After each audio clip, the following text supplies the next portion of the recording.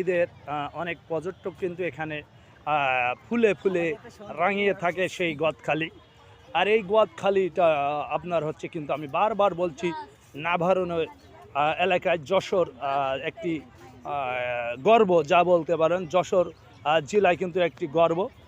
আর এই গর্বই কিন্তু আপনার হচ্ছে দেখেন এখানে কিন্তু অনেক অনেক ছাতা তৈরি করেছে লোহার শিক দিয়ে। এখানে কিন্তু কিছুদিন পরেই যখন পিকনিকের হবে কিন্তু আপনি দেখতে পারবেন এই ছাতা কিন্তু ফুলে ফুলে ভরে থাকবে এই ছাতা। আর এই ছাতা কিন্তু এখন বানিয়ে রেখেছে যে যখন পর্যটকরা বেশি হবে কিন্তু এই ছাতা দেখেন কত সুন্দর করে টপে টপে সাজিয়ে কিন্তু এখানে গেট তৈরি করা হয়েছে এই গদখালি। আর এই গদখালি কিন্তু সৌন্দর্যর একটি উপভোগ, যার কারণ এই গদখালি কিন্তু শুধুমাত্র এই ফুলে ফুলে ভরে থাকে এই গদখালি।